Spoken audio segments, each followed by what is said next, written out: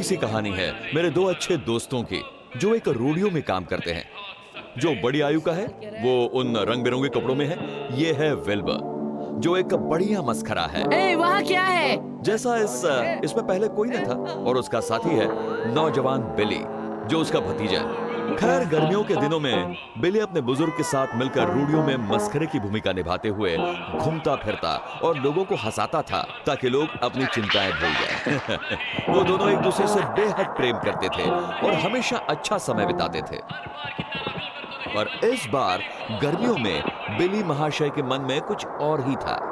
देवी और सज्जनों, अब मैं आपका परिचय करवाना चाहूंगा हमारे प्रथम दर्जे के आज के प्रतियोगी से। पिछले वर्ष के प्रथम सर्किट चैंपियन स्किप हार्बर हमारे अगले घुड़सवार हैं।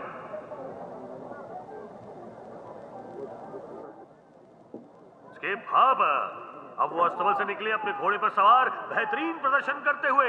लगता है ये आखिरी सीटी बजने तक अपना स्थान बनाए रखेंगे। बिली के पास उसका अपना एक आदर्श था। ऐसा था वो सोचता अगर वो स्किप के समान रस्सी डाल सके और घुड़सवारी कर सके और प्रथम स्थान पर रहे तो फिर वो एक असली मर्द कहलाएगा। स्किप हार्बर के 85 क्या बात है। देखा आपने कि वो तुमने तो क्यों तहलका पूरे मचा वर्ष दिया। सर्वश्रेष्ठ क्या बात है। रहे।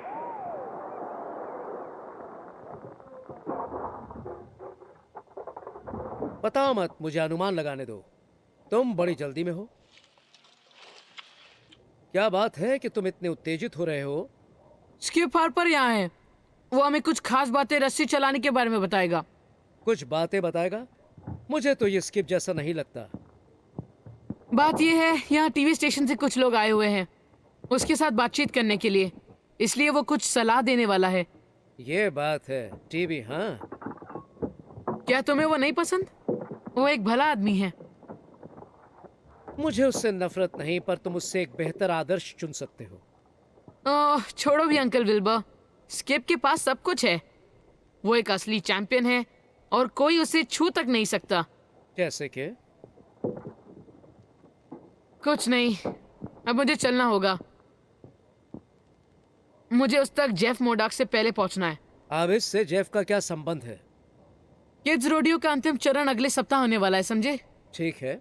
और मैं 1 साल से अंतिम चरण को जीतने की प्रतीक्षा में हूँ। जेफ मेरी टक्कर का अकेला है। मुझे स्किप तक पहले पहुंचना है। पर बिली, अब इससे भी बढ़कर कुछ है। मैं जानता हूँ। आपने मुझे करोड़ों बार बताया है कि जीवन में जीतने से भी बढ़कर कुछ महत्वपूर्ण है, और फिर आप उपदेश देने लगते हो। अब चलता हूँ। शुभकामनाएं तो दे दो। शाबाश जेफ, बहुत खूब। यूं ही दबा कर रखो।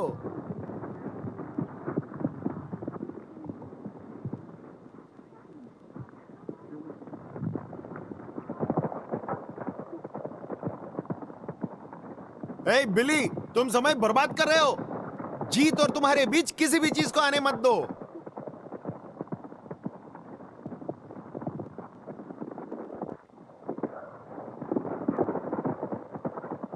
चलो आगे बढ़ो बिली।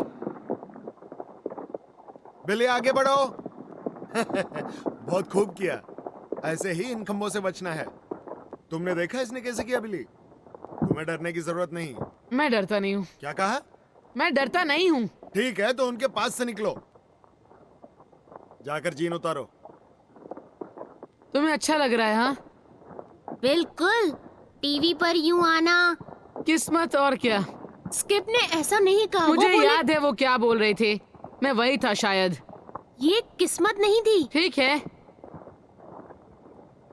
तो एक और दौड़ हो जाए। उन खंभों के इर्द गिर्द? अरे नहीं, उन बेकार खंभों के इर्द गिर्द नहीं, वो बड़ी दौड़। क्या? किस बारे में कह रहे हो? मैं तुम्हें सुसाइड रेस की चुनौती देता हूँ। कहीं तुम पागल तो नहीं हो गए हो? हमारे दोनों के घोड़े थक चुके हैं, और इसके अलावा स्किप कहते हैं कि हमें तब तक इस दौड़ के बारे में नहीं सोचना चाहिए जब तक हम और अनुभवी नहीं हो जाते। बात साफ है, तुम एक डरपोक हो और कायर भी। मैं कायर हूँ? एक बड़ा सितारा कायर है। तो फिर चलो मैं तुम्हें दिखाता हूँ। बिली का खून खौल रहा था। वो इतना बढ़िया घुड़सवार था कि जितना जेफ होने की सोच तक नहीं सकता था। वो इससे निश्चिंत था और अब वो ये सिद्ध करने वाला था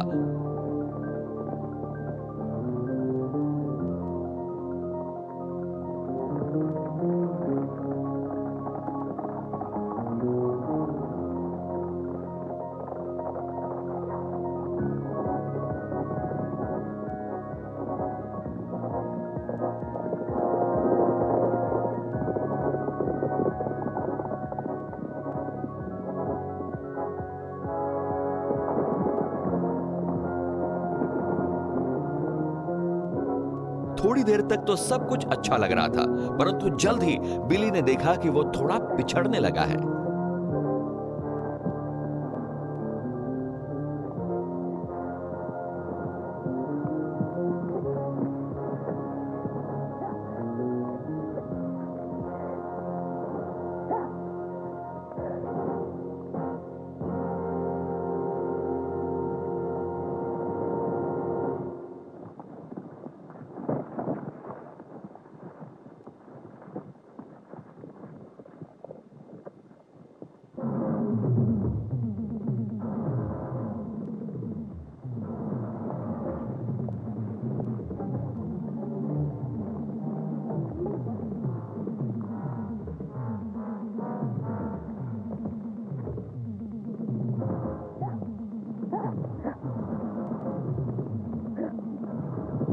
अब यह आत्महत्या की दौड़ हम जैसे दीवानों के लिए है। आत्महत्या की दौड़?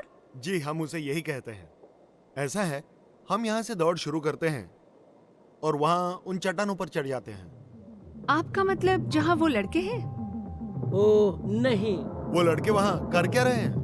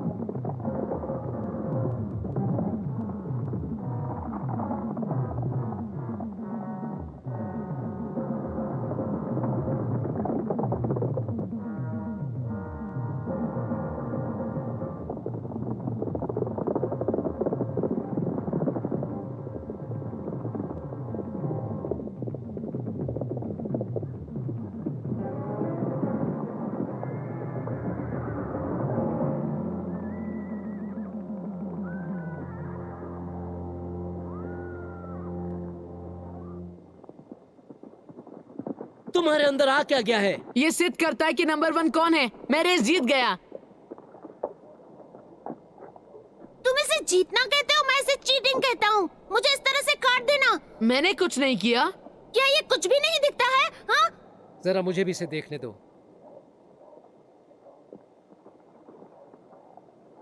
मैं क्या कहूँ, वो कोना किसी का भी हो सकता है।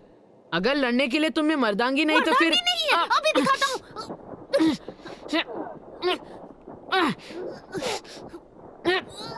सुनो लड़को, ये क्या कर रहे हो? जाने दो, अब झगड़ा बंद करो। छोड़ो एक दूसरे को। अब बहुत हो गया। शांत हो जाओ। बहुत हो गया, अब छोड़ो एक दूसरे बस कहा ना। को। छोड़ो। अब शांत हो जाओ। तुम ही ने तो कहा था जीत और तुम्हारे बीच किसी को मत आने देना। उसका पैर कैसा है विल्बर?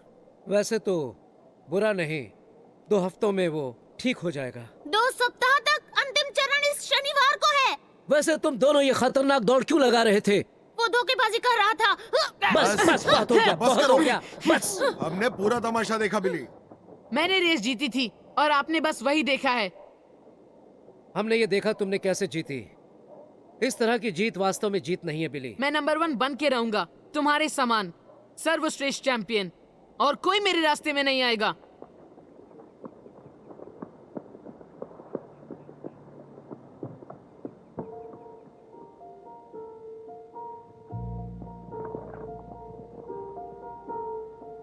कहना बेकार है, पर बिली काफी नाराज हो चुका था।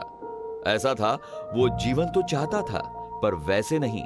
उसे अंदर से बहुत बुरा लगा जो उसने किया, और चाहे जो वो भी कहता या करता, उससे उसके अंदर की दोष भावना नहीं निकल सकी। पर विल्बर उस लड़के से स्नेह रखता था और वो जानता था उसे क्या चाहिए, यानी शुद्ध होकर अंदर से स्वतंत्र हो जाना। 2 महीने पहले मैं ये ले आया था। ये यीशु के जीवन के बारे में कुछ चित्रकारियां हैं। ऐसा था, किसी ने दाम चुका दिए थे, किसी ने उन पापों का दंड उठा लिया था जो पाप बिली ने किए थे, केवल घोड़े को लेकर ही नहीं, पर श्रीमान उन सब गलतियों के लिए भी जो उसने की थी। ऐसा था कि उन लोगों ने शुरुआत की थी उसे 40 कोड़े मार मार कर।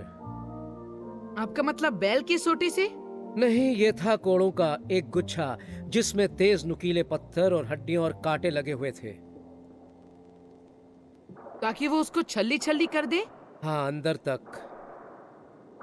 और फिर सैनिकों ने उसके साथ खिलवाड़ किया, उस पर एक पोशाक डाल दी और आंखों पर पट्टी बांध दी और उसे चारों तरफ से मारते गए जितनी जोर से हो सकता था। उन्होंने ऐसा क्यों किया? मैंने बताया ना, उनके लिए एक खेल था। वे बोले अगर तू परमेश्वर का पुत्र है, उसका नाम बता जिसने तुझे मारा है। उनके लिए ये मजाक था। ये कितना गलत था। याद रहे बिली, यीशु ने यह सहना स्वयं स्वीकारा था। वो वहां से कभी भी बच सकते थे। अब तुम्हें वो कांटों से बना हुआ मुकुट तो याद है ना? उन लोगों ने पूरे बल से उनके सिर में उसे दबा दिया था और जब उनकी पीठ खून से लहूलुहान हो गई थी और पोशाक चिपक गई थी, उन्होंने इसे खींचकर अलग किया जैसे कि ताजे घाव पर बैंडेड लगी हो। और उसके बाद उन्होंने उनके हाथों और पैरों को बड़े बड़े कीलों से भेदा और उन्हें क्रूस पर चढ़ा दिया, हाथ और पैर भेद के।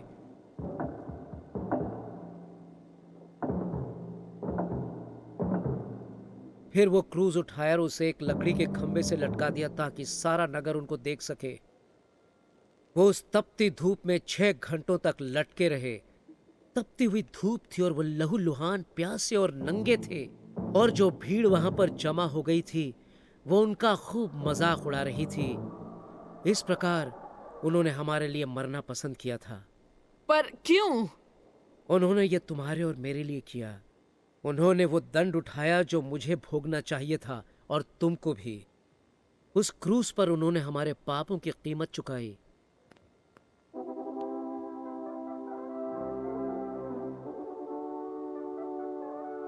पर बिली, वो कब्र में ही नहीं रहे, वो मुर्दों में से जी उठे थे, ये दिखाने कि वही परमेश्वर के पुत्र हैं।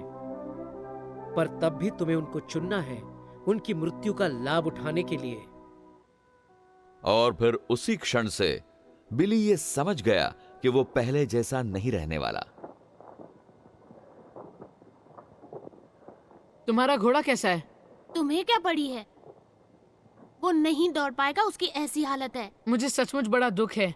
हाँ, क्यों नहीं होगा? नहीं, मैं दिल से कह रहा हूँ। हाँ, तुम दिल से ही कह रहे हो। नहीं, सचमुच मुझे तुम्हारे घोड़े को गिराने का दुख है।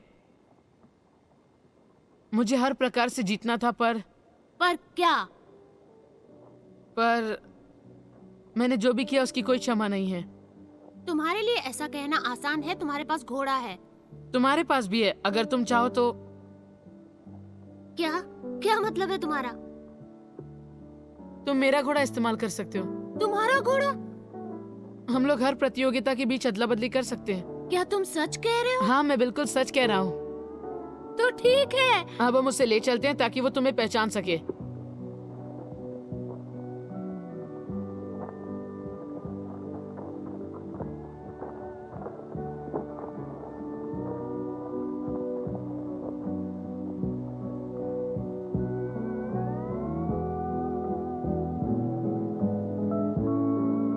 हाँ श्रीमान, बिली ने सीखा कि जीवन में नंबर 1 होने से बढ़कर भी बहुत कुछ है। ऐसा था, वो सीख गया कि सबसे महत्वपूर्ण है प्रभु से सलाह कर लेना। और उसी दिन बिली ने अपने जीवन का सबसे बड़ा फैसला किया। उसने प्रार्थना की और यीशु से अपने पापों की क्षमा मांगी और कहा कि वो उसके हृदय में आए, उसका प्रभु और उद्धारकर्ता बनकर। और कुछ जानते हैं आप भी ऐसा कर सकते हैं।